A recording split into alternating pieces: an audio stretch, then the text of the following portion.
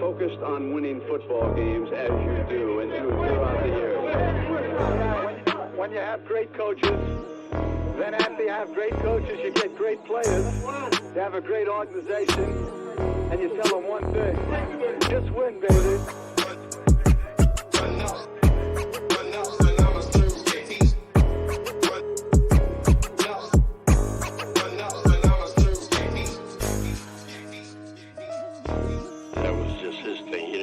Marketing group come up with that for him. Those were his phrases that he came up with, that he believed in.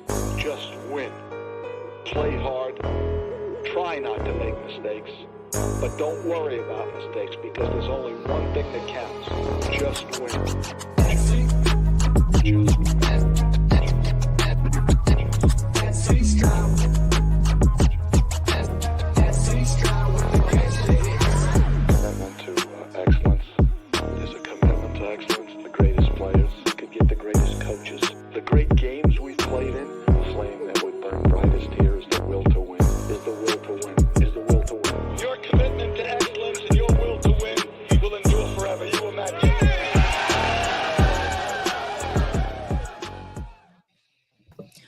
Yo, welcome back to finally we back with the 241 Nation podcast, man. We back and back better than ever right before the season has started. But most importantly, we have found out who has made the roster and who has been cut and brought in. But shout out to you guys, man. If you guys don't know who I am, SC Raidersssssssss, aka boy Eric, man, and my host with the most for the 241 Nation podcast, man, my brother Raider motherfucking Twuan in the building. What's good, Twuan? Hey, y'all know what it is. 241 Nation podcast, two brothers for one nation. And y'all know it's the Raider Nation. You know what I'm saying? And we are back, man. I'm so excited to get with my brother and talk some of this Raider football. Blessings to everybody out there, man. That's a fact, man. We got a lot to talk about today. Oh my God, so many cuts from yesterday. Some surprise in some people's eyes, some non-surprises, some expected. And also we have brought in a couple players that happened actually today, a couple veterans out there. But we'll first talk about yesterday, man. But how you been, Twuan? How you been feeling about the offseason, man? It's been a while since the 241 Nation podcast. What's going on, man? Hey, I'm gonna keep it as real as I can, man. It's I don't know, man. It's kind of one of them we'll see kind of situations. You know, the quarterback play, nobody really stepped up. You know, I think they were forced to bring up a starter, but even the starter that we identified as a starter, can we really say that he's ramped up and ready for the season? So there's a lot of things that have some question marks that, you know, I think ultimately we were hoping that we would try to kind of figure out, but the roster overall, I think, is shaping up. We'll see what Tom Telesco decides to do. There's some alarming things that we'll talk about later, and we'll get into that later. But yeah, it's kind of one of them. I don't know about it so far. Just for me. I feel that, man. I'm kind of the same way as far as I have a little bit more of a positive outlook on it. Just because the season hasn't officially started as the regular season. I always kind of base the first 3 games of the season. And based on that, then I'm like, all right, you know what? I have a clear idea what's going on. But as of the off season, I like what they have done in practice. I like the culture. You know, that's obvious. You know, those are the obvious things. But besides that, like you said, some of the play wasn't up to par how we expected. Can the guys that are going to lead this team win games? Yeah, they can. But it's only a time will tell type of stuff. And I've been saying time will tell with the whole team. I mean, they're capable of a lot. We all know that. And that's why a lot of us were disappointed with the preseason games, because we know that they're so much better than what they presented. Now, does that have to do with vanilla? Does it have to do with the vanilla defense, stuff like that? Maybe, right? That all could be taken into account. But at the end of the day, they want to win, and they showed it today. As far as they cut MJ Devonshire today, man. I know we're gonna talk about some cuts. They cut a 7th round pick that was picked this season. If that don't show you a little bit of like, hey, they want people. It doesn't matter who you are, to come in here and just play, and play to win. You're gonna get cut. So obviously, you know what? We got a lot to talk about, man. Might as well start it off, right? Might as well start it off. And the first things first. let me shout out the chat. The most important Yes. thing, man. Let me shout out the chat. Who's in here so far? Robert Penna in the motherfucking building. What's good, Penna? Oh, let me get that out. Hold on. Yo, shout out to Robert Penna in the building. Daniel Berry Sports was good. Salute. EJ Raider. Good to see everybody here, man. Salute. Wow, I'm buying a lottery ticket. Yes, I have showed up, Cool Kev. Cool Kev was doubting me, man. He was doubting me. He's like, Eric's not going to show up. I'm here. Protect the Shield podcast. My brother PTS in the motherfucking building. What's good? Salute. Lakers in 5. Salute. And the NBA season is right around the corner. Speaking of the Lakers, man, right around the corner. Shout out to everybody, man. D Menace. Salute. My 2 cents. Salute. Good to see you guys, man. Hope all is well. Hopefully your guys' week is going well. Shout out to everybody, man.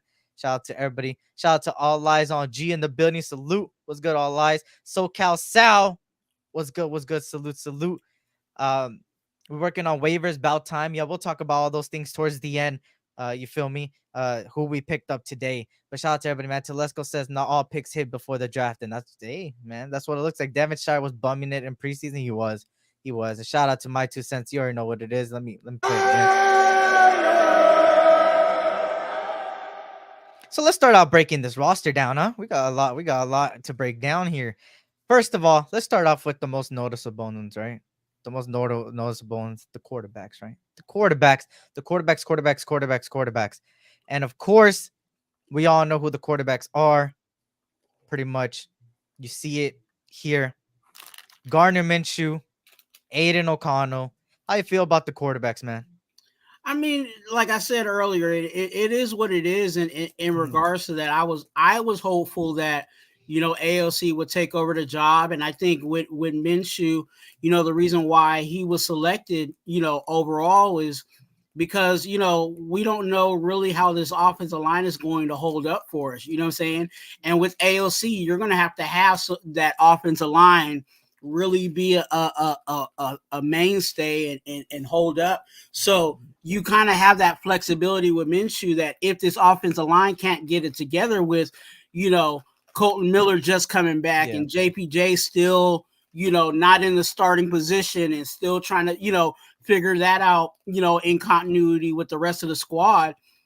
You need a quarterback that can run for his life. Yeah. Along with the schedule. You have teams that have good pass rushing and good defenses and et cetera.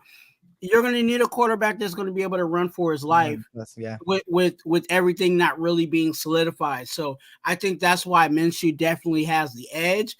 You know, the way that AP was talking about it, it seemed like, you know, it's a short leash. You know, he says, you know, one of the things that he says is I'm looking at it in 4 games. That can be, you know, interpreted so many different ways. That can be interpreted, hey, Minshew, you got 4 games to prove, you know what I'm saying, you the guy, and if you ain't, we're gonna go to AOC. So we'll see. Like I said, ultimately I was hopeful that whoever the starter was, that we saw them kind of ramping it up, like, okay, this quarterback looked like he, you know, it is ready to go. And can we really say these quarterbacks is ready to go? Not so much. You know what I'm saying? So that's where I'm at with the quarterback room. I knew Peterman wasn't going to make it. You know what I'm saying? As much as some of us from back in the day called him the GOAT, you know, he always seemed like he can find a job over here. You know, and Carter Bradley, I was actually really liking Carter Bradley, even though I know he's young. I know he's not going to be a starter for us. He might be a starter for us, you know, a couple of years to come. But, you know, I like what I saw from Carter Bradley. You know, the way he controlled the line was really signal calling and directing certain things, you know, but they decided to take 2 because of the new rule. So I you know, those 2 guys were the best guys in the room. I'll just say it like that. Fact. Shout out to Milka Beezy in the building. Shout out to everybody coming in. Reese Rock in the building. What's good? Let me get this out again. Shout out to the Burpee Reaper. Was good. Good to see you, man. Raider Pete in the building. Mitchell ain't it. Aiden has overall improved, but either way, they will eventually both get starts. O-line is everything, scramble quarterback or not. Hey, we're gonna talk about it right now, and I'll continue on that point right there, Pete. Shout out to Raider Allegiance in the building. What up, Lunatic? Good to see you, man. Our O-line and linebackers and thin ass. We'll talk about. We're gonna break down every single position right now. I got y'all, man. So of course, going back to this, what Pete said right here, and this is where I'm gonna kind of piggyback on it, right? Like kind of like what Twuan said, man. They didn't go up to par how we expected them to be. Now we got to look at resumes, right? With these two quarterbacks, right? And I take everything into consideration. The same way Antonio Pierce does, the same way Tom Telesco does. They take everything into perspective, practice, field play, showing up to the building, stuff like that. So I'm gonna do the same, right? When you look at these two quarterbacks and their resumes, Gardner Mitchell has always been that guy that could win you games. Last year with the Colts, he was one game away from making the playoffs, and he was without JT, Jonathan Taylor, the whole season, pretty much. The O-line banged up, and the defense half as good as it was the year before. And he only was one game away. Still, you feel me? That's excuses, but we just got to see the perspective for what it is, right? Aiden O'Connell, a guy that was picked later on in the rounds, not a day one or day two guy, and a guy that was the second best quarterback last year in the rookie class. Now, that's not saying much because he did have games like the Chiefs where he only threw like 6 times and it wasn't too much and he couldn't even score. But you've seen the improvement, and you've seen the improvement this year in practice, him mobility practice, mobile practice. You kept seeing clips of him running because he's learning, right? He's learning at the end of the day. He's kind of got thrown into the rocks last year, and he kind of admitted it. Hey, I got thrown in. I didn't expect it. I expected Jimmy G to be the starter. Da da da da da. You feel me? All those things. So for me, I understand that. But I also understand what they're trying to build. They're trying to build the team that I always said, and Twuan remembers this. I always say it. They build it around the team. I mean, around the quarterback. They're building the team around the quarterback. They brought in weapons left and right that helped the quarterback out. A lot of yards after catch specific yak. I call them yak receivers, like Brock Bowers, that had half of his yards after catch. Devontae is one of the best yards after catch, and so on and so on. So that's the positive outlook. Now, let's look at a little bit more realistic output. They don't look like the same people as last year. They kind of look a little shaky from last year, from the first preseason game to the second to the third. I mean, to the second because they didn't play the third. But at the end of the day, I'm hoping it's just vanilla. That's what I'm hoping, Twuan, that it's only vanilla, that it's only because it's vanilla play call. I hope it's that. If it's not that, then we're in for a long season. But I believe in this defense. I feel like they'll play better. But as far as the quarterbacks, it was expected. With two people there, Aiden O'Connell, Gardner Mitchell were number 1 and 2. And Twuan, let me know about the rule. What is this rule? I don't know too much about this rule. So you remember last year they had the emergency quarterback. Quarterback. He dressed up, but he couldn't play unless the other two quarterbacks got came out on a stretcher or something like that, right? So they took away that rule. So literally now, if you have 3 quarterbacks, it's literally going to count against your game day total and all of that. Okay. So they selected for us. At the moment, we don't know, right? The roster, even though we're talking about it now, the roster's still shaking and moving a little bit, which I personally, I feel like we need to shake it and move it still. Yeah. But we'll talk more about that a little later. But that's the rule. And back to what you were saying, Eric, about the quarterback situation and the people around him. Me and you've been preaching the same sermon in regards to no matter who's the quarterback, we gotta build. Now the question mark is the things that we've built around it. How much can we hang our hat on, or how solid are those pieces? Because we did make a lot of moves. You know what I'm saying? On the offensive line, we made some changes at running back. You know what I'm saying? There's a lot of things that have changed. The team that we had last year is not the team we have this year. Yeah. And whether it was a built situation or or people that we brought over, and there was just a lot of movement. But the building overall is still kind of like this, where we were hoping that it would be a solid situation. That's a fact. And when it comes down to it, kind of like you said, with the players around, that's what gives me a little bit of hope. That's what gives me hope, the people around.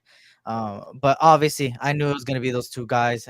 Obviously, let's get to the nitty gritty of the other positions, because that's where it's going to be very interesting to see what everybody thinks about the other ones. But let me shout out everybody's coming in, and I see a lot of people here. I can break her. Spillane could get her. Divine isn't a true linebacker. Gainer's new. Bernie is a second year. This linebacker is Spillane or bust. Hey, we go talk about it, Reese Rock. Don't worry. I'm gonna make sure I star your comment. We're gonna get to that once we get to the linebackers and the defense.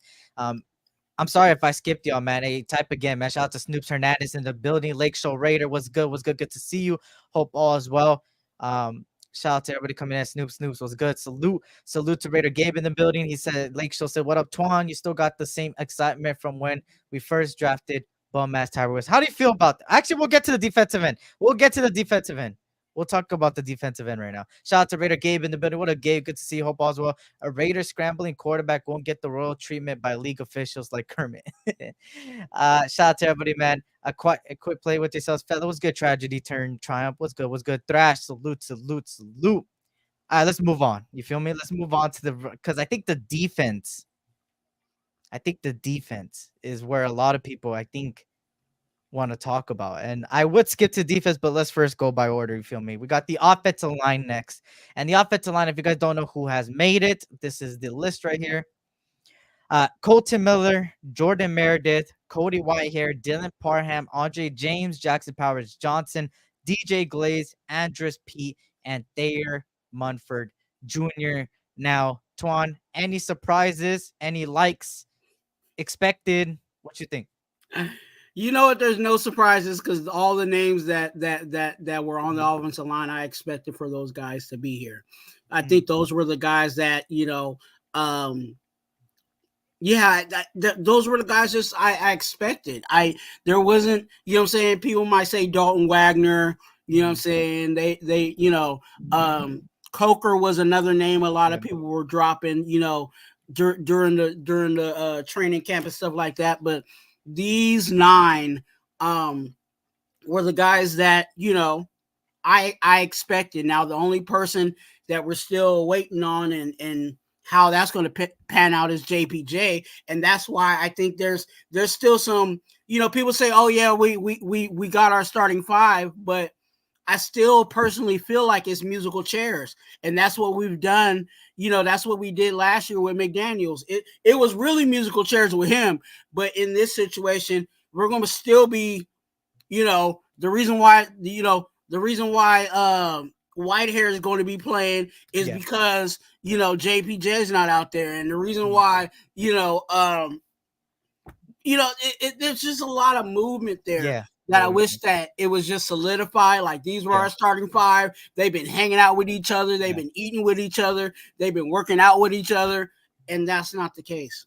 Yeah, two guys from our that we thought were going to be our starters. Yeah, were hurt. Yeah, and I agree there, and I think Colton Miller is going to start week 1, so that's a good thing. But we don't know what level he's going to play, right? Because he's coming back for injury. For me, there's no surprises. I expected it. The only thing I didn't expect was Andres Pete making the roster, and it's nothing against him because I like Pete when we got him for free agency, but he kind of had an underwhelming type of preseason. He didn't look too good, but at the end of the day, he is a veteran, ex-Pro Bowler, versatile. You need guys like that in the building. So I understand it. I have a little confidence in our own line. I think better than last year just because of the zone change, the change of the pretty much from a power scheme, right? For me, I kind of have confidence in a lot of the offense, and the way it moves is going to depend on the offensive line. So the offensive line got to step up. They got to step up. It always starts in the trenches. And for me, the offensive line, I mean, it was expected. All the players. Glaze was one of those guys that, at first we were all a little head scratcher when they drafted him, but he looked pretty decent, more than what I expected. So that's a positive, right? So obviously, Thayer Munford continues to progress. Colton, we got to see what he comes up to. Andre James, we know what he's about. Hopefully he could be consistent this year with a different scheme. And then on top of that, Jackson Powers, we need him to come healthy. Dylan Parham, we know what he's capable of. So it's a pretty decent offensive line, especially with the scheme change. And he says, Twuan and SC, are you guys surprised Pete didn't get cut? I was surprised a little. Like I said, I was surprised just a little bit. But at the end of the day, you got to understand, I think from their perspective is that it's a veteran, ex-Pro Bowler, knowledge, versatility. That's all they need. A guy that wants to come in every day and get his best, right? But I agree with you on a little bit on it, Eric. But I'll push back just a little bit on the situation. Let's be honest. Who were we gonna get that was on the roster outside of Pete? That's true. Like, what other offensive lineman would you clearly say, oh man, he you know what I'm saying? He got robbed. He should be on the roster. Now, I know people, like I said, some people are very high on Wagner just because of his size and everything. But it's more than size. Did he really stick out like that? Yeah, you know what I'm saying? So you know, they even if they did pick 9, and I'm perfectly fine you saying Pete is the 9th lineman, you know what I'm saying, in rank. But what else do we have?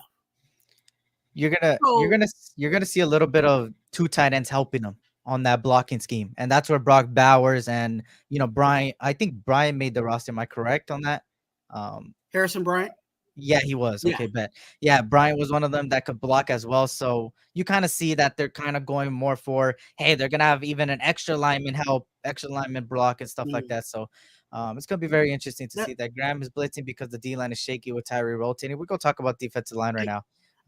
But that's, with the offensive line, because you're talking about the new scheme. That's why I'm unsure about it, because you have, yes, there's vets in there and they may know what they're doing, but it's a whole different situation when you can actually gel with these guys and you've been playing with these guys and you know exactly what that the whole reason why we went to Costa Mesa was for all of this stuff to gel and bond together.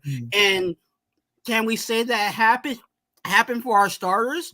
I don't think so. So that's why I'm unsure about it. Yeah, they may, like I said, they may know the scheme or whatever, but because we are shifting to a new scheme, I really would like for this offensive line to gel. And I don't think it's fully gelled. I'll just say I agree there. I don't think it's fully gelled either. And I kind of look at last year, I compare a lot of this to last year. Last year, you remember, the starters didn't even get play. So, that's the little positive, that some of these starters got a little bit of burn. I think that's the only positive out of it. But me, I'm one of those, you could consider, I'm one of those content creators that more of half glass full until the season starts. Because at the end of the day, I think back to last year, how a lot of us had, well, not me, but a lot of us had a lot of faith in Jimmy Garoppolo and Josh McDaniels more than what we had in this regime. And I can't believe my eyes when I see every single negative comment I've seen on this regime and these players. Let's be honest, Jimmy Garoppolo is fucking garbage. All right, let's just throw that out there. He got carried by a team that was built around him. And people didn't realize that because all they looked at was the wins. And they looked at, oh my God, he made it to the Super Bowl and all these things. But at the end of the day, he is a shit quarterback when you give him a not so good team around him. And that's what it is with our quarterbacks now. They need a good team around them to succeed. And they have the team around them. It's only time will tell what they could do with it and what the offensive game plan is, right? But for me, I just think back to how much faith people had in last year. And that's why I'm so positive, right? I don't have high expectations. I said playoffs and I said a playoff win, and I'm gonna keep it at that. I'm not going anywhere further than that. I'm not going conference championship. I'm not going Super Bowl, but I am going there. So you feel me? We just gotta see what happens. We gotta believe in the team, because if we believe in the team, they'll play good. If we don't believe in the team, hey, sometimes, I said this last year, when you don't have high expectations, it's kind of better, because then you don't get disappointed. And I have high expectations, but I'm also keeping it here as well, and not doing too much. You feel me? Not trying to do too much either. But yeah, I hope we could win. I hope we could win, and I hope this team shows us their potential they could do. Now moving on, obviously the running backs, Zamir White, Amir Abdullah, Alexander Madison, Dylan Lobby. I expected this. I said Burton Brown should go. I said Sincere McCormick should go. A lot of people didn't agree. I think people really don't like Dylan Lobby the way I do. He didn't show too much too. Obviously, he turned over the ball, fumbled. That's a big blow to a guy like that. You know, turnovers could make a big difference in somebody. But I see more of Zamir White, Abdullah, and Madison. The trio right there have more game time. I think you're going to see a lot of Dylan Lobby in special teams than you are going to see him at the running back position, unless somebody gets hurt, which God forbid, a knock on wood, right? But Zamir White, Amir Abdullah, Alexander Madison, I'm cool with that. Madison's a good running back too, in my opinion. Amir Abdullah is a good running back, versatile running back, older side, but a decent running back.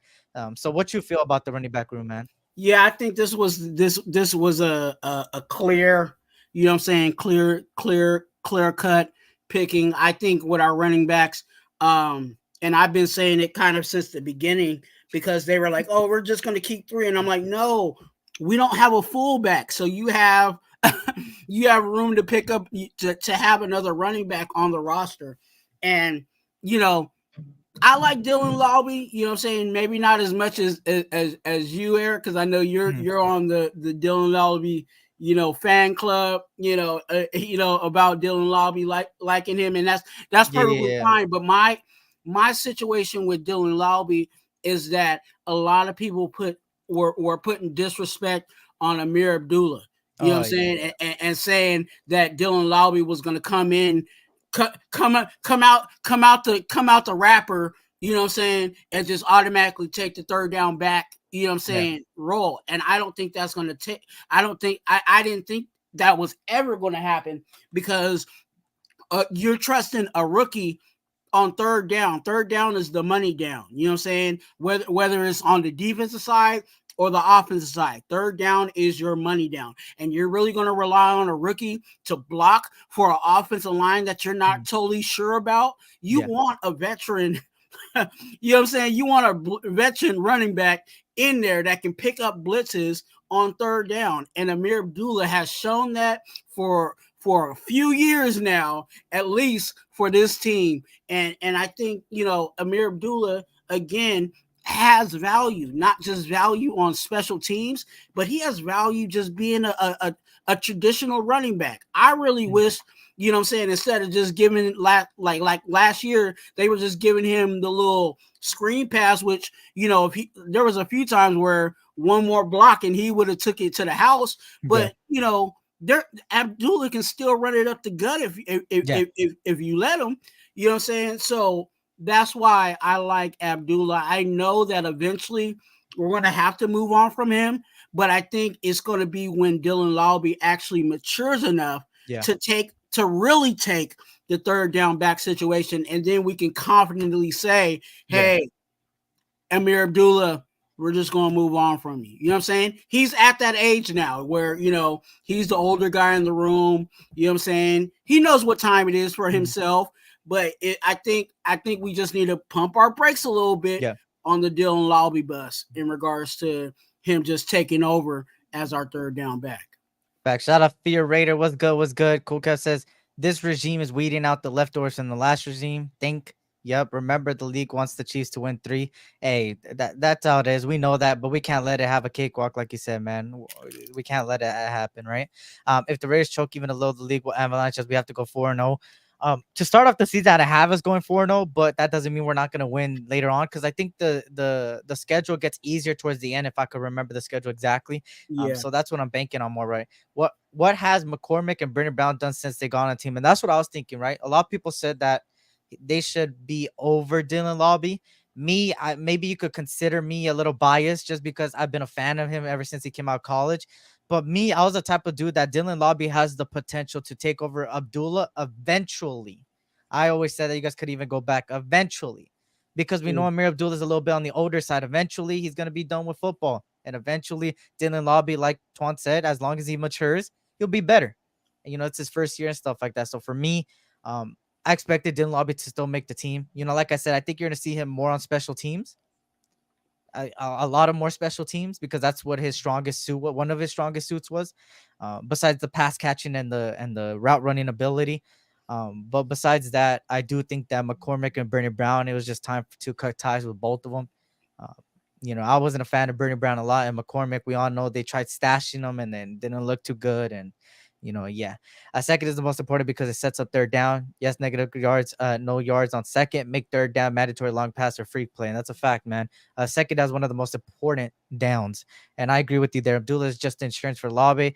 I'd replace Abdullah and Madison with AJ Dillon, Dante Foreman, where AJ Dillon is out for the season. AJ Dillon, I think he tore his ACL or something. So AJ Dillon's out for the season. And Dante Foreman, I don't know. Did they release him? I'm not sure. But AJ Dillon's out for the season. He's out for the season. Shout out to Jack Kenna. Salute, Jack Kenna. Good to see you. Hope all is well. And you know what that means? That means our old pal Josh Jacobs is the lead back over there officially, and not really gonna share too many snaps over there. So if you're in fantasy, that's a guy to look out for, right? McCormick's still lurking around on the practice squad. Yeah, we gonna talk about the practice squad at the end as well. So moving on here, the wide receivers. I'm a little surprised, Twuan.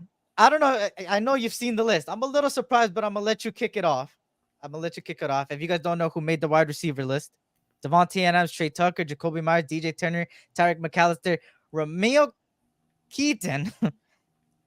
How you feel about this roster right here, this wide receiver room? You know what? The top half, we know exactly what it is. The top four, we knew exactly who that was going to be. DA, Jacoby, DJ Turner, Trey Tucker, right? You know, but the bottom, it was still kind of shaky. I was really leaning towards Wilkerson because what I saw from Wilkerson, he's been showing for like the past 2 seasons that he's like a Jacoby Myers. He can get open. You know what I'm saying? Yeah. And you need a guy like that. I was really leaning towards Wilkerson too, in the sense of, if DA or Jacoby goes down, I'm knocking on wood. Wilkerson could come in and carry that well. You know what I'm saying? I'm not going to say that he's going to be another DA or Jacoby Myers, but you need someone that can kind of assume that spot. And I thought Wilkerson was that guy also because of his body type. But also with that being said, that's another reason why, I'm okay with Ramil Keaton because Ramil Keaton has that body type. You know what I'm saying? I was really concerned about us having a bunch of, kind of like our cornerbacks, everybody 5'10", 5'10" and under, you know what I'm saying, at wide receiver, you know what I'm saying, if, Jacoby or DA goes down. Yeah. And I think they decided to bring some size with Ramil. And then we needed, I think, with McAllister, what he's shown on tape, they were really excited about that. And I think he's going to really assume one of those return roles for us. I think that's the reason why we have him at wide receiver, you know what I'm saying, and had a spot for him is because he's going to be the returner, which is interesting because we got a bunch of returners on this team. Yeah. A bunch of people that can play returner. But I think specifically with McAllister, I think that's going to be really solely his job. Now, can Trey Tucker go back there and do some? Yeah, but then you're taking him away from the snaps that he can possibly get being a real, traditional wide receiver. Same thing with DJ Turner. DJ Turner could go back there and take some, but you want him to be your, he's kind of elevated himself, with shout out to DJ Turner for elevating himself from being a practice squad guy to just being a special return guy. Now he's actually getting legit wide receiver snaps. Seriously, we've seen every once in a while they'll do like an end around with DJ Turner, and then that's all we see from him. But now it seems like they're really trying to implement him into this offense. So, that's what I see. It was a surprise on the bottom, but I understand why they went that direction. And plus, they're young. Yeah, that's a fact. And me, I was similar towards the bottom on like Ramel, my bad, but he's he played in Tennessee. He played with some of the best, right? That ended up going to draft. Jalen Wright being one of them in the draft. The I believe, if I'm not mistaken, no, he was a part of Texas. I was about to say Xavier Worthy, but he was a part of Texas. But Tennessee had a pretty good offense. When Milton was out there and stuff like that, and no injuries were happening, they're a pretty decent offense. And he was one of the guys that was serviceable. I mean, he wasn't dropping 1,000 yards, but he had 600, around 600, around 6 touchdowns, 7, 8, around that range. Single digit touchdowns. He was serviceable, and for a guy like that, with upside, a little bit of an upside towards the back end of the receiver core, I'm cool with it. Wilkerson, I like Wilkerson as well. I just feel like Wilkerson was more of last year's regime, like their regime players, like their players. Nothing against him, right? He had a decent preseason. He had an excellent preseason last year. But for me, I like the wide receiver core. I think it's a pretty good receiver core. I kind of talked about it yesterday that what's it called? Or not yesterday. The last time I did a live on Monday, I kind of talked about Robert Woods being potentially cut and stuff like that. I don't think he got cut. I don't think any of the guys I was looking at got cut, surprisingly. So it sucks because I wanted one more veteran receiver, but I still think they're gonna bring it up with veteran receiver. We know, obviously somebody that we're all against. That not the Giants, the Chiefs cut. We're kind of away from that guy because he can't catch the football to save his life. But obviously the receiving core for me is pretty good. I like the 1-2-3 punch. I mean, Trey Tucker is only getting better. Devontae Adams, and Jacoby Myers in a lot of teams would be a number one receiver. So, I think it's a really good wide receiver. Deontay Foreman got hurt too then. Okay, bet. So they both got hurt. Yeah, we can't get either or. McCormick's still on the practice squad. We'll talk about the practice squad later, right? Keaton has some size and some good tape, but Wilker says trusty. He still could get activated game days off the squad. He can. Shout out to Raider Paul joining us. I'm just getting to some of the comments. I see a lot of people joining us. Shout out to everybody. Coming in here, man. Bless you guys and families. You know what it is. Shout out to everybody, man. Shout out to Circus. The face, I must not have a gag reflex if he keeps getting a job with us, despite the constant injuries. Talk about face on right now, too. The defense. I know a lot of people talk about the defense. Wilkerson took a step back from last year. Disappointing. He did take a step back a little bit from last year. He started decent, but still, you feel me? With all the talent on the team, we could go all the way with the mid quarterback. Just function, baby. Just Faison is that empty mayonnaise jar in the fridge that nobody mess with. What the damn? They're roasting the hell out of Faison. Shout out to Snoops Hernandez. McAllister has speed. That's a fact. From Mark Keaton must take on Toolish from Devontae as no more room for returns. No more Renfro returns. Shout out to Raider Chaos in the building. What up, Billy Davis? Good to see you guys, man. Cash Lord Raider in the building. I think Tyreek McAllister will be backup PR kick returner behind DJ Turner. I think so too. Lance Smith was good. Go Raiders. Shout out to y'all, man. Keaton will make a big splash if given the opportunity. Yeah, I hope so, man. Salute, man. Good to see everybody coming in, man. Shout out to Sean Johnson. Salute. We signed a veteran Darnay Holmes during his time in New York, lined up in the slot for 1,560 snaps, on the perimeter for 135 snaps, and in the box for 90 snaps played under Patrick Graham. We'll talk about it, man. Thank you for them stats right there, man. Our newly cornerback that we signed today, I believe. We'll talk about it right now in a little bit, which, hey, moving on, and I think this is probably going to be one of the easiest ones to go over. It's the tight end. Michael Mayer, Harrison Bryant, Brock Bowers. You feel any way? Expected? You know what? I'm surprised about this. Okay. I'm surprised about this. Because as much as we've been talking about, we're going to run the 12 personnel, et cetera, you only got 3 tight ends. You know what I'm saying? I really thought that, I was actually, voting for Zach Gentry to make the squad. But I really thought we were going to bring 4 tight ends. Because what happens if what I'm saying, if we're really trying to run the 12 personnel and you only got 3 tight ends. I'm not complaining about the tight ends that got picked. You know what I'm saying? Brock Bowers is he's a rookie. He's going to show himself.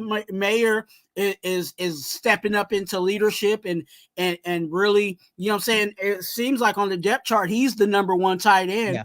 And then you have, Harrison Bryant, that's been a real steady veteran that knows how to block and catch the ball. You know what I'm saying? Dual threat kind of guy. You know what I'm saying? You can put him almost anywhere and he'll get the job done. I love that part of it, but I was just hoping that they would just add one more tight end, Yeah. make it a, 2-and-2 type of situation. Yeah. For me, I mean, I'm not really surprised. I expected these to be the 1, 2, 3. Would I have liked to see another tight end? Yeah, of course. Well, I think they might bring another tight end. Yeah, most likely, right? But for me, obviously, I think it's a fine tight end room. I think Harrison Bryant brings a lot more than what people expect him to bring. A guy that could block and all those different things. And then you got to remember with the how do I say it? The practice squad itself. They brought back Shinker, and what I could see from the list, that's the only tight end that they brought back from the practice squad. So having a guy like that just in the back pocket is fine. I think they might use I wouldn't doubt it if they might use an offensive lineman as a tight end lined up. I know that's a bold statement and a crazy statement, but I don't think it's out of the realm of them lining up where a tight end might line up and just have them block as the extra offensive lineman. So we know that some of these offensive linemen, some of them are more on the skinnier side, that are more of a little bit built like tight end, but a little bit heavier than a tight end. That could play that role. So I wouldn't doubt it if that happens. But I do like the tight end room. I think it's a solid tight end room. I think we got different guys with different abilities and complement each other, and that complements the offense. And I'm expecting Brock Bowers to have a heck of a rookie season, man. I'm expecting him. I have high expectations for Brock Bowers, and if the quarterback play is decent enough and good enough that we all know they could potentially be, I truly believe that Brock Bowers could be one of the front runners for the offensive rookie of the year. I think he has the potential to do that easily. I know he only had like 2 catches, but those were beautiful catches, and the route running ability was there. So for me, I'm expecting him to have a big season if the quarterback play is there, right?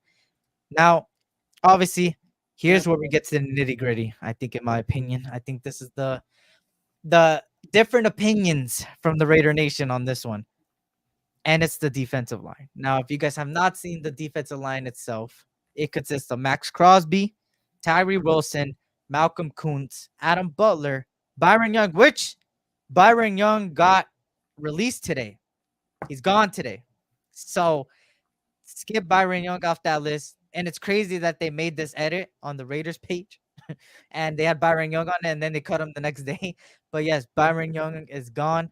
And then it's Christian Wilkins, John Jenkins, Janarius Robinson, and Nesta Jade Severa. What you feel about the defensive line room? I'm not mad at it.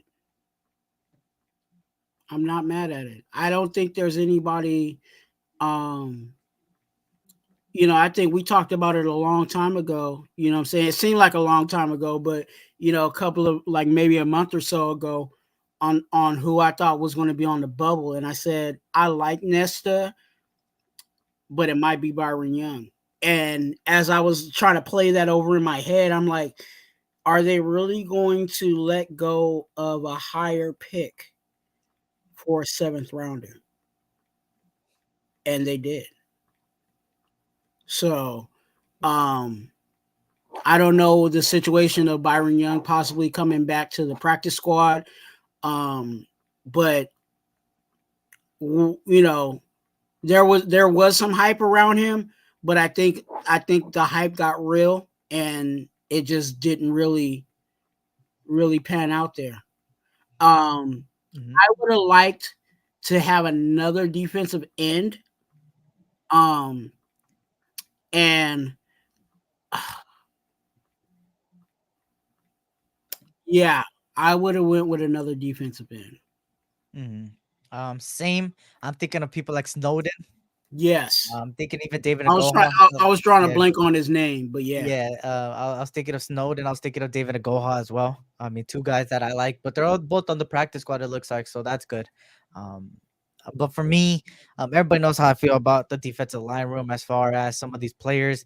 You see the names on the list right there.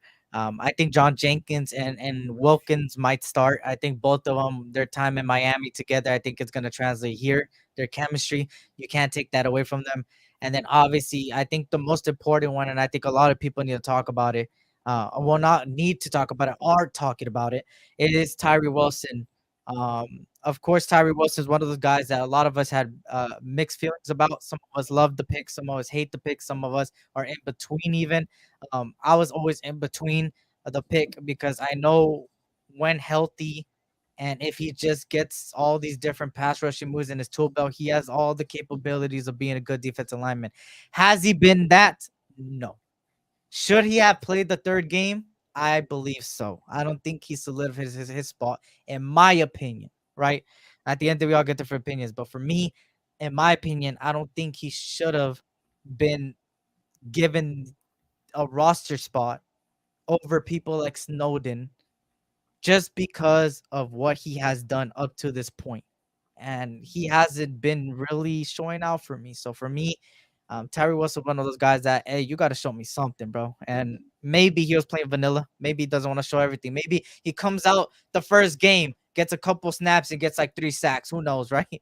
But at the end of the day, as of right now, what I have seen from Tyree Wilson, I think he hasn't solidified his spot. But obviously, according to them, he has solidified his spot. And we just got to see what happens.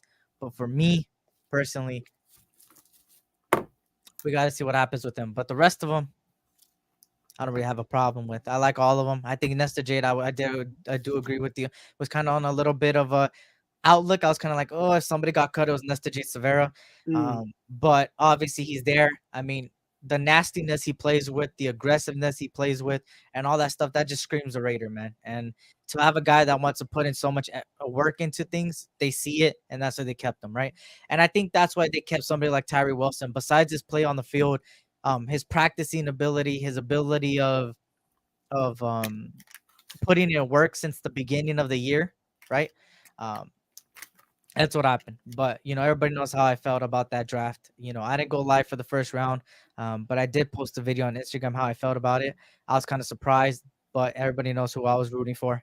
But, that's all gone. We could reminisce about it. We could be like Jalen Carter, and we could be like Christian Gonzalez, but they're on other teams, and we have Tyree Wilson, and we got to hope for the best with Tyree Wilson, and hopefully he could be the player that he has the potential to be. And only time will tell with him. So yeah, and I know a lot of people want to know my take on Tyree, because I was actually one of those guys that stood out there and said, hey, we need that, and I still stand on that. Like, in that situation of the draft, there wasn't much help for Max Crosby on this D line. You know what I'm saying? So to bring in a guy that a lot of analysts were talking about, he's one of the top guys in the draft. Okay, put him on the team. Yeah. Now, my situation with Tyree, can I say that his first year was a redshirt year, or his first year he was injured and they had Chandler Jones that was going to take over the snaps and he was just going to, mature his way in? Like, yeah, maybe, whatever. You can take it however you want to take it. That's perfectly fine. Yeah. But my issue with this organization and what they're trying to do is I don't want it to be another Clelin Ferrell situation. And that's why Clelin Ferrell that's why everybody throws out Clelin Ferrell when we talk about Tyree, because they're doing almost the same thing that they did with Clelin Ferrell. They made it, he was one weight, then he came in another weight. Then they made him be the defensive end. Then they made him be the defensive tackle. Then they moved him back out to defensive end. It's like, I just pick a spot and just have him work there. Yeah. You know what I'm saying? And I think, with Tyree, does that hinder his play because he's moving in and out? Or, that's up for you guys to decipher. But there's a lot of movement for a guy that's still developing. You know what I'm saying? If you're considering this being his rookie year, am I still happy with what I saw from him? No. You know what I'm saying? I thought I would see a little more than what I saw from him, but Mm. I'm not in the boat of getting rid of him right now. Yeah. I still preach the sermon of cheap labor. Mm. And Tyree's on a 4-year contract that can possibly be a 5 based on his play. And obviously the way that they have this team lined up, it seems like they have him as a second stringer, right behind Max Crosby and Kuntz. So, and that's why we didn't see him in the third game, because in the third game the threes and fours were playing. Yeah. So obviously this organization, despite what we're seeing on tape or despite what we're seeing on these games, they're still very high on him. So Yeah. I'll write that out until his rookie contract goes up. You know what I'm saying? And then when we're talking about spending money on you, I need like Kuntz. You better be showing something. Yeah. That's why Kuntz is Kuntz on our defensive line. We know what Kuntz brings to the table, but he's really motivated because this is his money year. You know what I'm saying? This is where he makes his money. He has to produce in order to get that bag. So that'll be a situation for Tyree. What is it? In 2 years? We'll see. For me, you feel me? Let me say this. I think for sure when it comes down to Tyree Wilson, he needs to play in the interior, bro. And that's what scares me about him being lined up behind Max and Kuntz. I don't think he has the capabilities of being an edge rusher because he doesn't have that many pass rushing moves. You can't get away with only a bull rush on the edge. You Yeah. could get away with the bull rush from time to time in the D tackle room, and you could get away with stunts as well in the D tackle spot. That's where he should be, but they're trying to line him up as an edge this year, and I don't like that. I think that yes, can he be a good edge if he gets more in his tool belt? Yeah, but is he gonna have that in his tool belt? He should have already had it. You feel me? And first of all lies. Let me make something straight. I actually improved in fantasy, so no, Tyree is not like me because I actually improved. All right, but he said Tyree plays like Eric plays fantasy football. Tyree plays like Fresno State. That's what he plays like.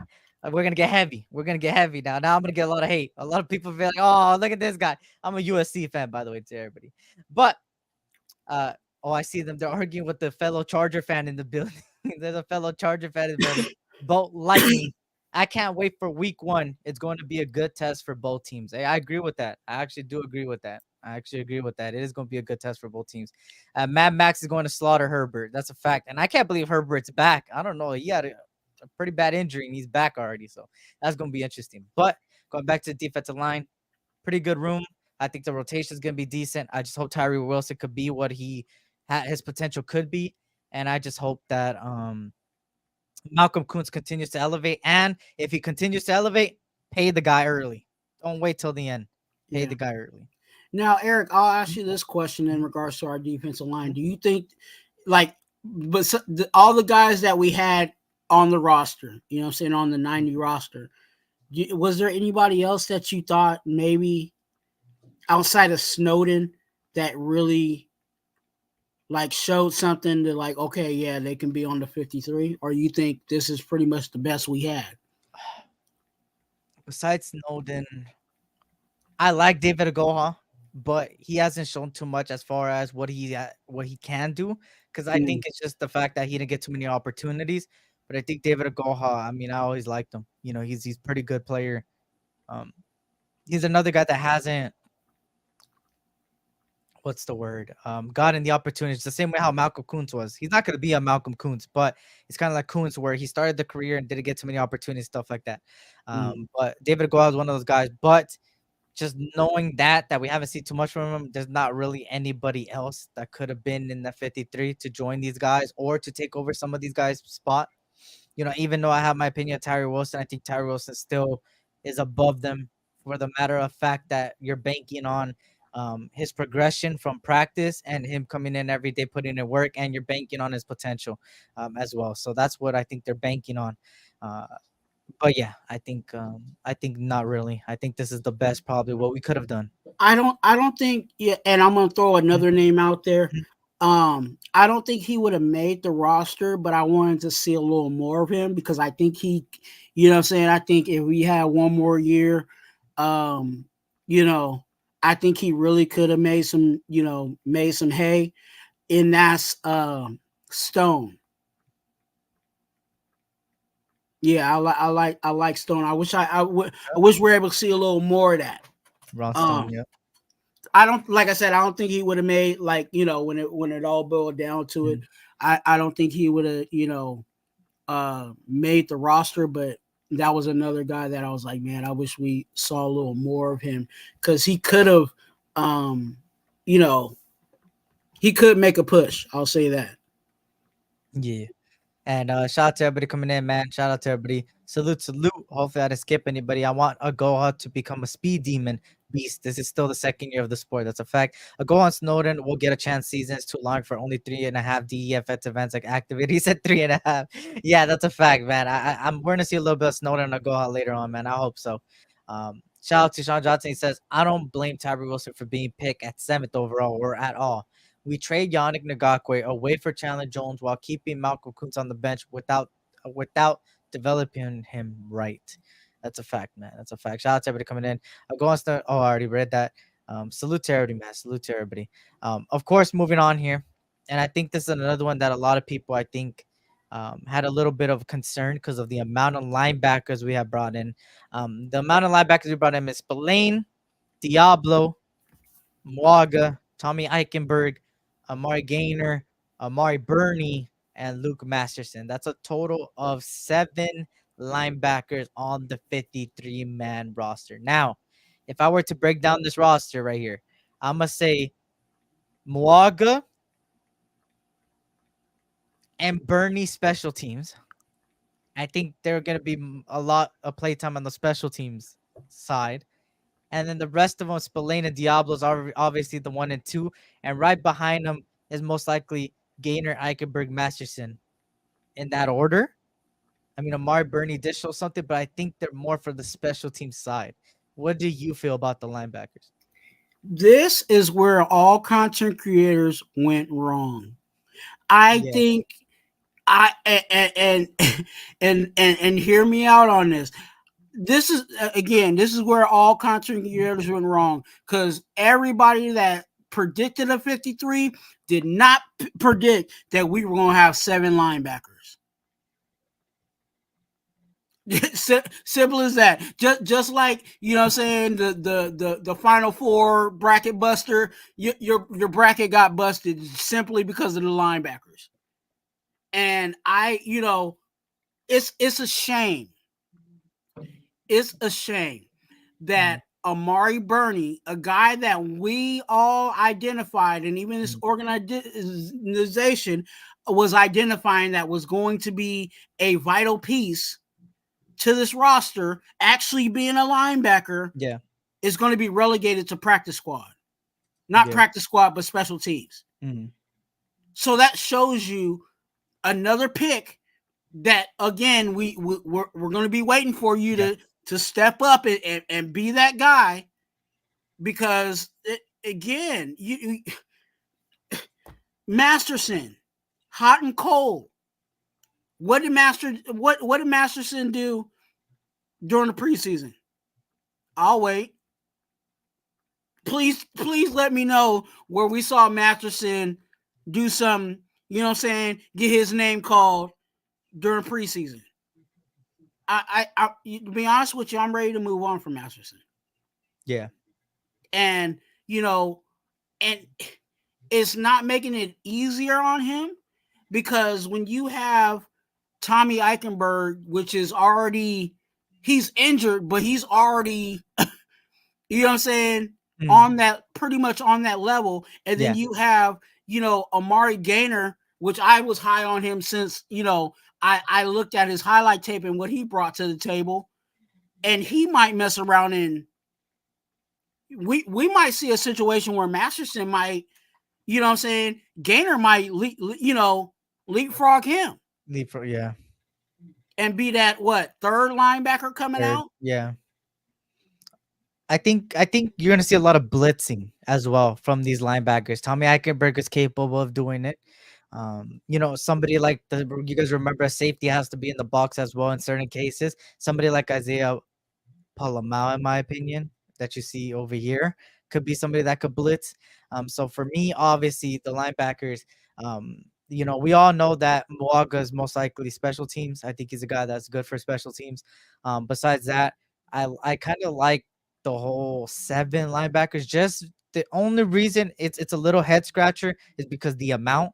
But besides that, I feel like they're all gonna have different roles.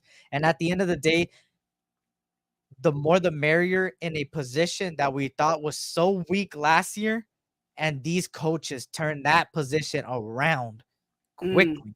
They became one of the best linebackers in the NFL because of the coaches we had. So for me, that gives me a lot of faith in people like Amari Burney, in Gainer, in Eichenberg, the younger guys on that team, because they have these veterans like Diablo, like um, Spillane, right? And then they have Antonio Pierce, Patrick Graham, Marvin Lewis. I could keep going down the goddamn line of this whole freaking coaching staff that could help them a lot. So for me, that's why I have faith in these guys. Amari Burney is a guy that I never had too much faith in before.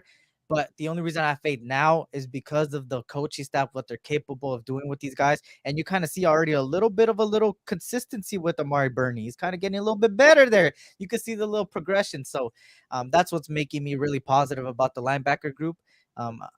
We still have, I think, 2 spots in the 53. I think we're at like 51.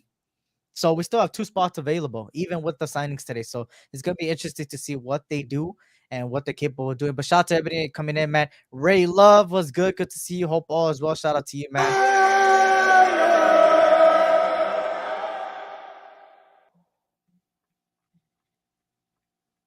Shout out to everybody. Let me see who else is in here. Hopefully, I didn't skip anybody. Carlos was good. Telesco's in 1 year with us, Raider Nation. He has, and he's doing a pretty decent job, man. A pretty good job, I'm gonna say. Shout out to Demarcus Webb. Gainer has the potential to be our Michael Parsons. Rush him off the edge and the middle, coverage linebacker, and could wear the green dot if needed. Hey, that's a good comparison. Because I ain't gonna lie, he's capable of doing that. And I never thought of it as a Michael Parsons, bro, until now that you mentioned it. The way he plays, he's got all that versatility to really do it. So maybe that's why they brought in Gainer. Not only is he getting better and looking good, he also could play those spots. And that's probably why they brought only 4 edge rushers. It's probably why. So Chargers went and got quarterback Heineke. I kind of wanted to bring in Heineke. I don't know about you, but I kind of wanted to bring in Heineke as the little practice squad 3rd guy there for us. But of course, you feel me? We still got another spot that I think might be considered our weakness if our defensive line doesn't play well. That's the cornerbacks. How you feel about the cornerbacks, man? This is just a list for everybody. Nate Hobbs, Ja'Cory Bennett, Jack Jones, MJ Devonshire, DeCamry Richardson, and Brandon Faison, which Brandon Faison's on the IR. He's gone. And MJ Devonshire just got cut today. And we also signed today Darnay Holmes, the guy, the 4th round draft pick from the Giants that played 35 games in UCLA, 33 starts, totaling 121 tackles, 89 solo, 8 interceptions, 28 passes defended, 2 forced fumbles, and 2 fumble recoveries. That was a Pac-12 honorable mention. And then with the Giants in 2020, 54 games with 11 starts over first 4 seasons. Career total includes 107 tackles, 81 solo, 4 interceptions, 18 passes defended, 3 tackle for losses, and 2 forced fumbles, and 1 fumble recovery, man. How you feel about this cornerback room?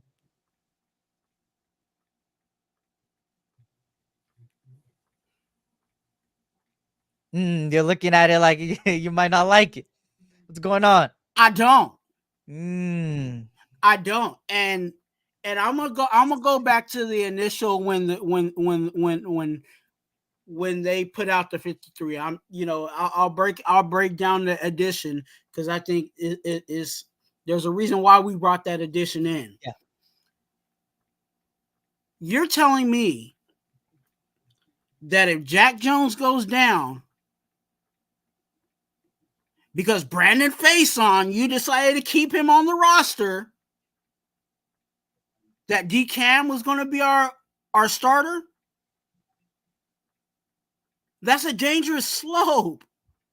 And Brandon Faison again getting another check because it's time for him to go. This is the second season that we're waiting on Brandon Faison to play on the team. What did Brandon Faison cover during the training camp? I'll wait. I'm not waiting for veterans, you know what I'm saying, on injury. Get out of here. Is Brandon Faison really that good that we need to wait on him? I can name some cornerbacks right now that are on the market that are better than Brandon Faison. And I'm not just talking about his availability. I'm talking about his ability. So I'm done with having Brandon Faison on IR and us trying to keep hopes alive for Brandon Faison. Brandon Faison need to get out of my face. Simple as that. I'm tired of seeing us wait for these veterans that are banged up and hoping that they're going to join the team. Because guess what? They don't. We will have Brandon Faison on IR again for another 4 weeks, and then what's going to happen? Brandon Faison ain't ready. Or he's going to go out there for one or two plays, and then be sidelined again. It's time to move on. And I don't know why Tom Telesco does not see that we need to address this corner room. Like, I understand that we got the DuVernay guy or whatever his name is. I'm getting it wrong because he just joined the team or whatever. But y'all know who I'm talking about. And the only reason why he's on the squad because our starting slot corner also has injury issues. So who was behind him? Oh, let's pause that. We had MJ Devonshire chestnuts roasting on an open fire, getting roasted every time a wide receiver was running a route on him. So bad that they decided to pull a strong safety, Isaiah Palomau, to back up Hobbs. So that's why we got this new corner. And if you want to ask my opinion on this new corner, I like this new corner. I think he brings something to the table. But the only reason why we had to go out that way is because MJ Devonshire didn't step up and be that slot corner. And I know he's a 7th round pick or whatever the situation is, but it's the reality. And the reality of our cornerback room is worse than what I used to say about our linebacking group. You have one good corner, which is Jack Jones. Bennett, who's stepping up and improving. I'll give it to Bennett. Bennett's number 0 is doing his thing. He's intercepting the ball during training camp and everything else. And then you got someone that's injured, often injured, in our slot. What kind of real depth do we have? I'm not trusting on a rookie to trot out there if somebody needs to get taped up. Did we see DCam out there balling out? Please tell me if we saw DCam out there shutting people down. So I'm not happy with this corner room. And I've been saying, you know what I'm saying? I know Gilmore's on another team, whatever, but I've been saying that we need to bring some veterans over here that actually know what they're doing. Mm-hmm. I'm not missing Trayvon Mullen, bro. Trayvon Mullen, everybody knows how I feel about Trayvon Mullen. He's fucking garbage, and he's always been garbage. And I got my point proven when he got left the team with his one toe. All right, don't get me started on Trayvon Mullen, but everybody knows how I feel about Trayvon Mullen. I'm on the hate train of Trayvon Mullen.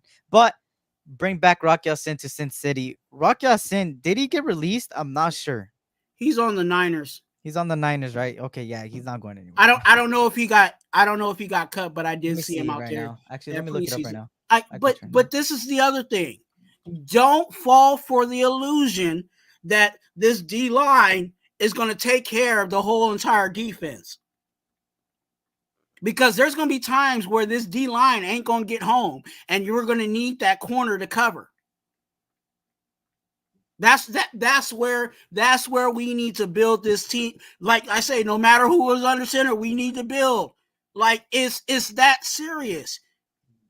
Our D line, our D line is good or whatever, and yes, the front end helps the back end, and the back end helps the front end. But there's gonna be times where that front end ain't gonna help the back end, and it's really gonna be on the secondary. Thank God we got some good safeties. But these corners, man. Shout out to Ja Raider. What's good? He says cornerback ain't worse when we got Ricky Manning Jr. as cornerback coach who coached Sherman Norman and Sauce Gardner. I like Ricky Manning Jr. and the boy from Fresno State, man. You already know. You know me. I always clown Fresno State because of All Eyes, but Ricky Manning Jr. is actually a really good cornerback coach when you really look at his resume and what he's capable of. For me, the cornerback room is something that is a concerning spot for the depth wise of it. With the likings of somebody like Darnay Holmes coming onto the roster, I think Darnay Holmes is one of those guys that could be like a guy that didn't play really good with the Giants, but then comes over here and goes with the familiar face of Patrick Graham and people like Marvin Lewis and stuff like this to help him, and people like Ricky Manning Jr.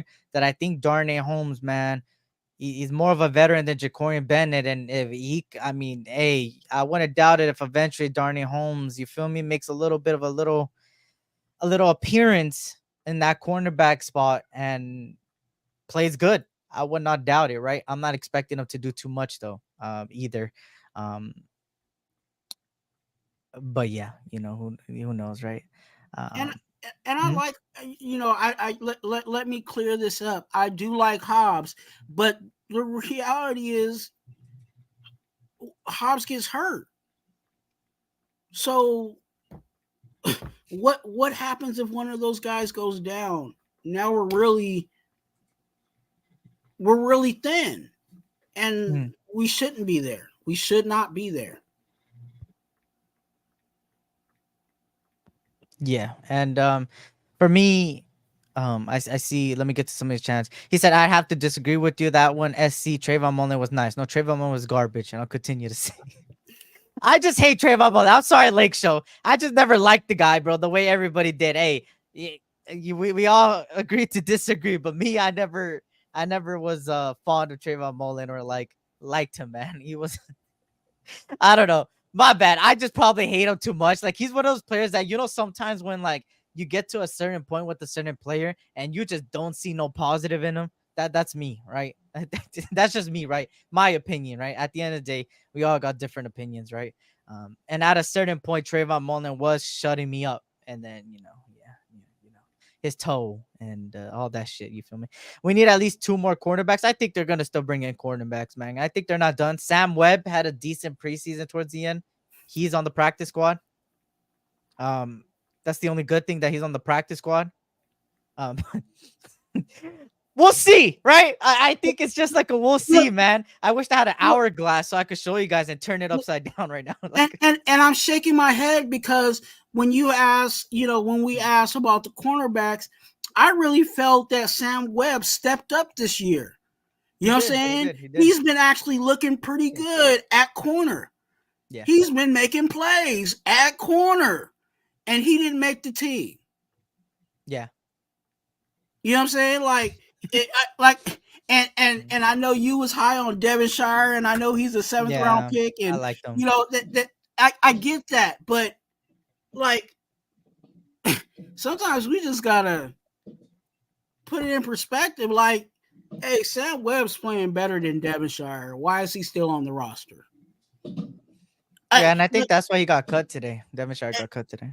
And I felt like this going in. I said, because you guys know almost every year there's one guy that I'm barking and saying, why is this guy on the team? I was like, okay, this year it ain't gonna be like that. And guess what? Brandon Faison. I don't care if he's on IR or not. He's still got the shield. Yeah, that's crazy to me. He needs to go. Yeah, that's a fact. If I rather Tommy Eichenberg go on IR and hold him safe, you know what I'm saying, than to hold on for hopes for Brandon Faison. So that's the guy. That's my new Dallin Levitt. That's my new Eric Harris. Okay, God damn. Is Brandon Faison. Damn. Shout out to Ern. What's good, Ern? Keisha Cole. Okay, that's my new one. Brandon Faison is my new Dallin Levitt and Keisha Cole. Gotta go. Shout out to Auntie Six, man, member for 27 months, man. I appreciate the support, real shit. And you feel me? If you guys want to become a member, man, you feel me? You guys don't have to. You know, I don't really promote it like this ever. You hardly will hear me because I don't really need the money. Everybody knows what I'm doing this for. It's the love for Raiders and also me actually going to school for shit like this. So, you know, that's why I do it. But of course, I appreciate you, Auntie Six, for the support, man. If you guys want to support the channel and everything goes towards the channel, you feel me? It's on the bottom and it's like a join button or something as well. Or I think you could do, I think it still works, exclamation mark membership. If you do that, I think it's exclamation mark membership. I think it's still a thing. But I appreciate that, LT6. And shout out to everybody coming in. Earn was good. Good to see everybody in here, man. Salute to everybody. I hope all is well with everybody as well. I see y'all love. You already know what it is, man. Blessings, man. I appreciate everybody that's here. But yeah, with the cornerback room, I was one of those guys that I'm gonna kind of push back on you on the defensive line aspect. I think it's gonna play a big part in this cornerback room, and I do think that at certain times the cornerback, I do agree with you there on that sense. There will be times where they might not even get to the quarterback, and that's all going to be on the cornerbacks to make some plays. And I hope they could make them plays. I hope they prove us wrong.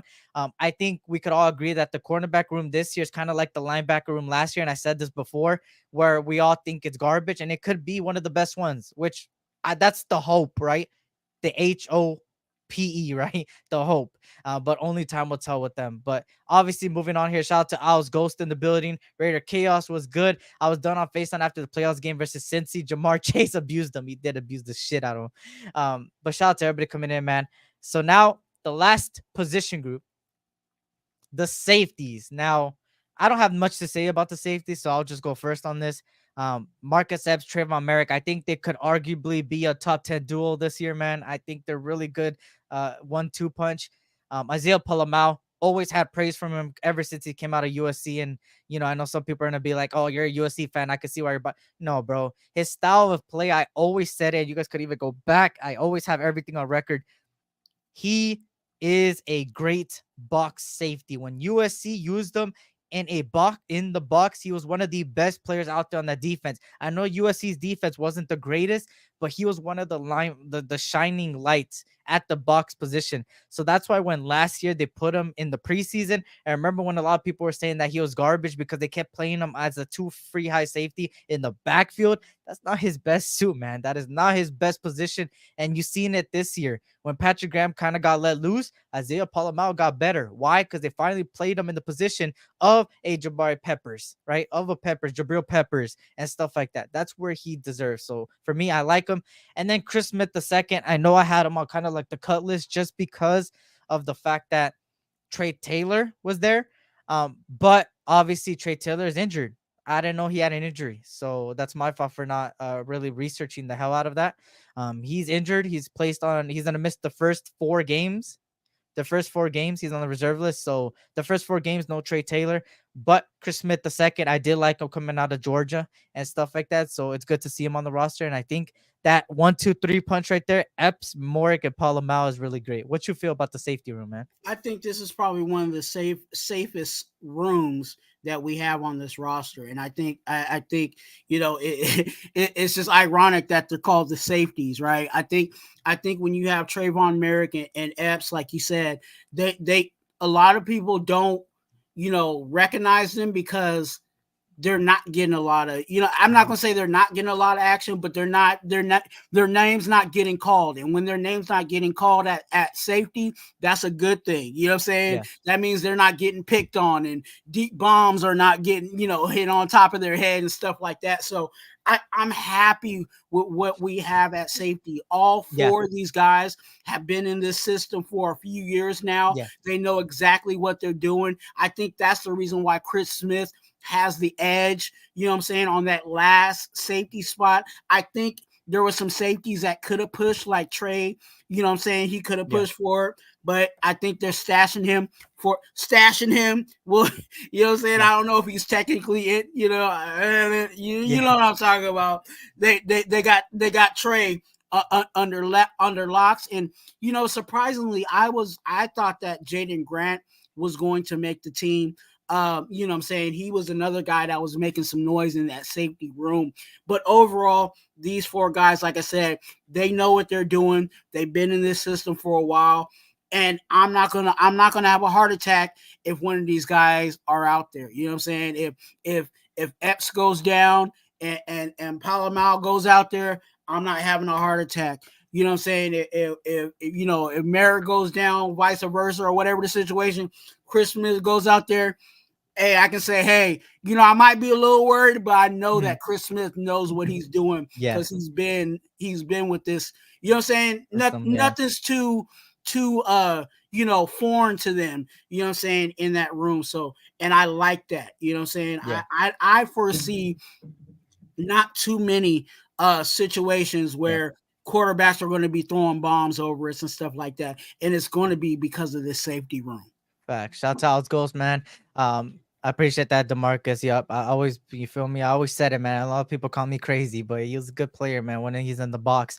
Just based on the film I watch, I love watching college film. I'm getting way more into college football now, and I'm excited for the USC season, man, as a USC fan, just to see what they could do against East Coast teams. But, besides that fact, of course, you called it on Palomao. I was a hater until you proved me wrong. Hey, Palomao is a good player, man. Like I said, Ed Reed says Trey Taylor's not related to him. Epps is a real pro. Facts, man. And the thing is with Epps and these guys, they all have won awards. These safeties have won awards, whether it's in college or in the professionals. And also, not only that, they also have been in big games.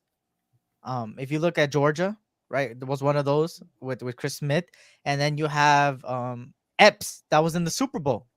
He played in the Super Bowl, I believe, as a safety, so he knows what it is. If not, he was in the playoffs for sure. So he's got that caliber. And then Trayvon Merrick won, you feel me, obviously, the best safety award in college football. And then, going on there too. But yeah, for me, I have no surprise on the safeties. I had Jaden Grant cut. If you guys see my live, I had him cut. He didn't impress me. I know he impressed a lot of y'all, but me, I didn't see nothing out of him. But I think, if I'm not mistaken, is he on the practice squad? No, he's not. Sanford is. So that's interesting as well. I would have technically, Sanford played pretty good. I think I would have had him over Sanford there. At least put him in the practice squad. But yeah, that's what it looks like. Shout out to everybody coming in, man. Graham is going to be a mad scientist. Scheming Palomao and Gainer on blitz is nasty, man. I can't wait to see that, man. And that's what I'm most excited for. Palomao is good on the blitz. He's excellent player as a blitz. He's like a whole linebacker with more speed on the blitz. And Gainer, we all know what he's capable of, right? Mork as a 43rd per round pick has come so far. He has. He had a good season, horrible season, and then great season. Like he was bouncing back, but you see the progression from him even in the preseason. So, and obviously. Oh, go ahead. No, and I think with Merrick, I think it was just a given. Like, yeah, he was drafted into a system. Like he was picked specifically for the system that he was going to play. Yeah. That's why he played well. And then he went to a new system, and it was like he was a rookie all over again. So that's why we saw the dip in his play. But now he knows what he's doing. You know what I'm saying? He's been in the system.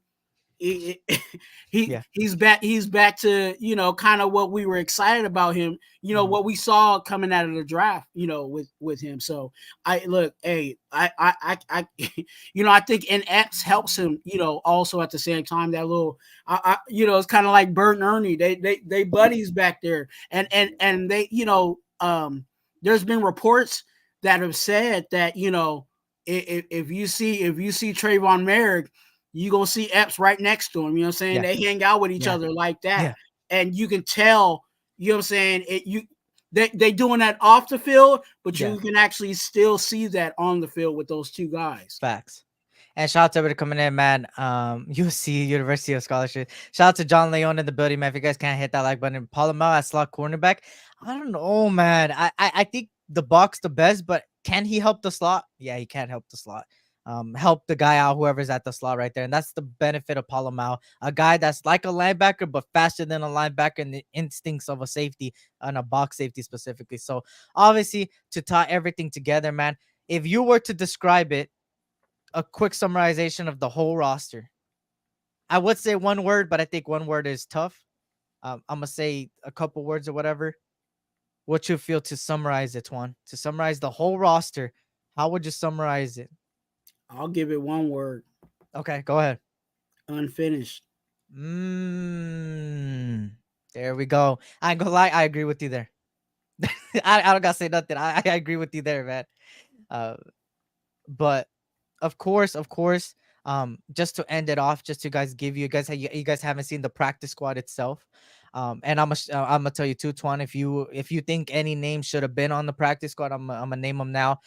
You have David Agoha, Backman the receiver, Carter Bradley the quarterback, Ben Brown the guard, Matthew Butler the defensive tackle, Jalen Guyton the wide receiver, Sincere McCormick the running back, Will Putnam the center, Philip Sanford the safety, John Samuel Schenker the tight end, Charles Snowden the defensive end, Dalton Wagner the tackle, Sam Webb the cornerback, and Christian Wilkerson the wide receiver. Do you think any names were left out on here that they should have been in the practice squad at least?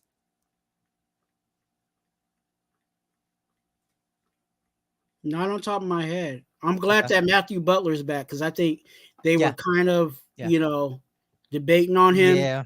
And I think Matthew Butler, because like even I remember who it was, they said at first we didn't like him, but now we like him. You know what I'm saying? So like it's interesting that they said now we like him and then they cut him. So I'm glad that he's back. And maybe he can, you know, be motivated to get back up to the 53. Be honest with you, Wilkerson's back on practice squad. Like I said, I wish he was a you know, on the roster, but I'll take practice squad. Carter Bradley, I'm glad he's back.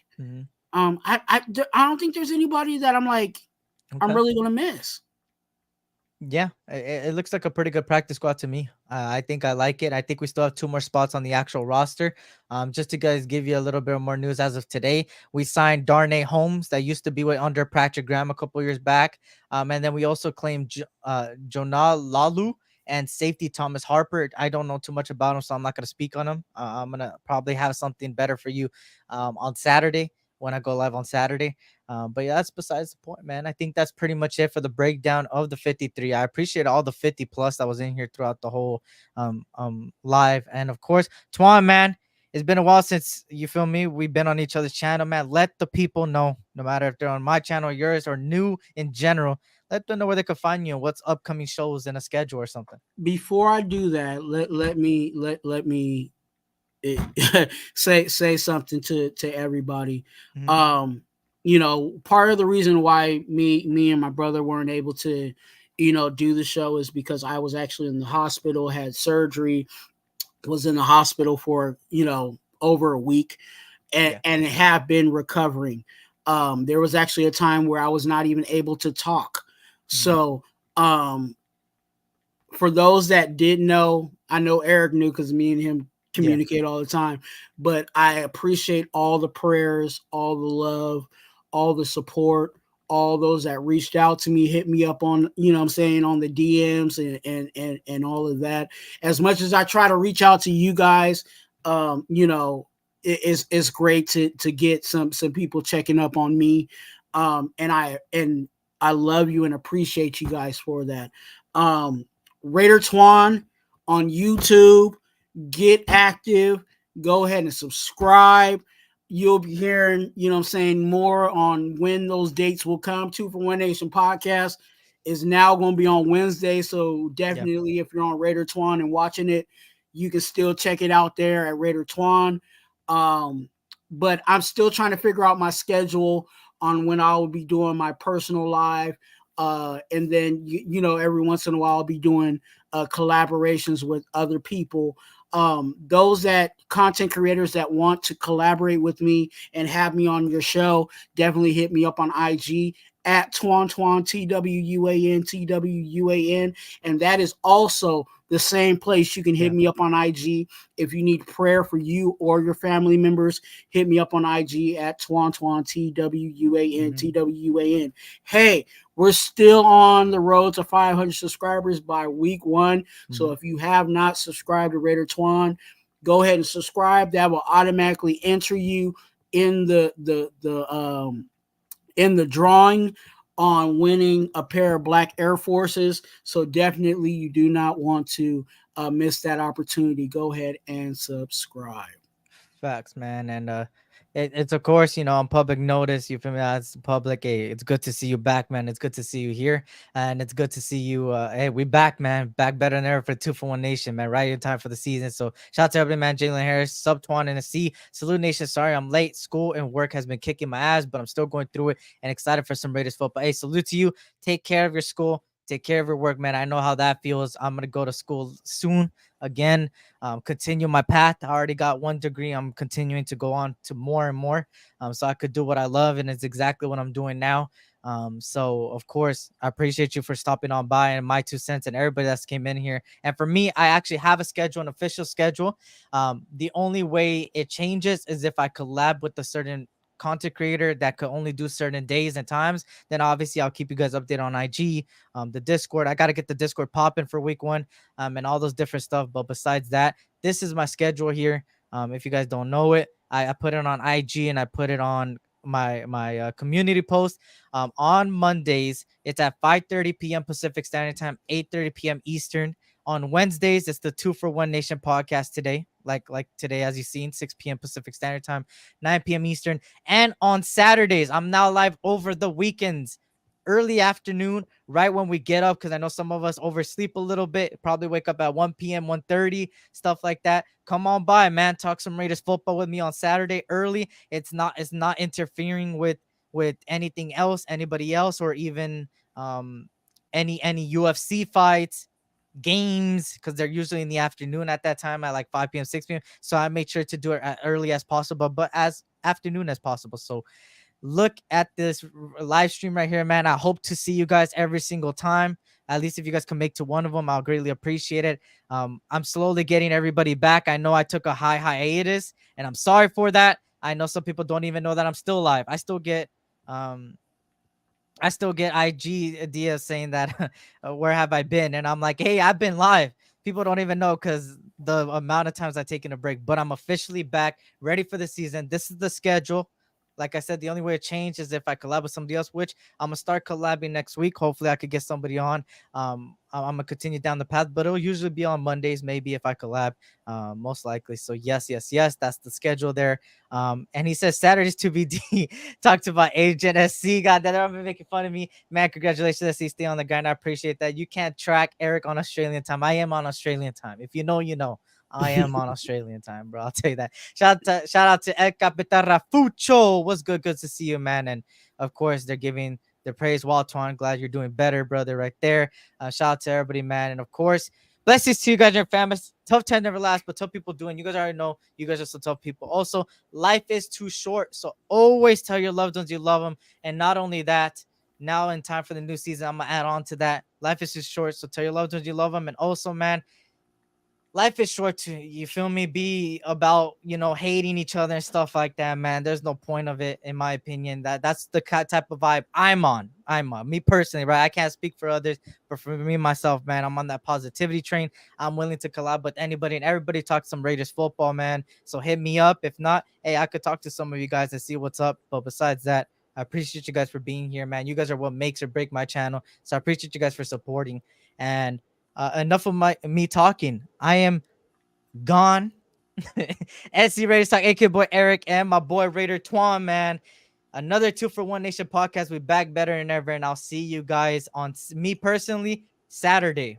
I'll see you guys then. Talk more Raiders football. Hopefully we get more stuff. But appreciate you guys, man. On that note, we are out. And like always, you already know we can never get enough of this. Yeah, man. All day, man. Peace out. Commitment to excellence. There's a commitment to excellence. The greatest players could get the greatest coaches. The great games we've played in, the flame that would burn brightest here is the will to win. Is the will to win. Is the will to win. Your commitment to excellence and your will to win will endure forever. You imagine.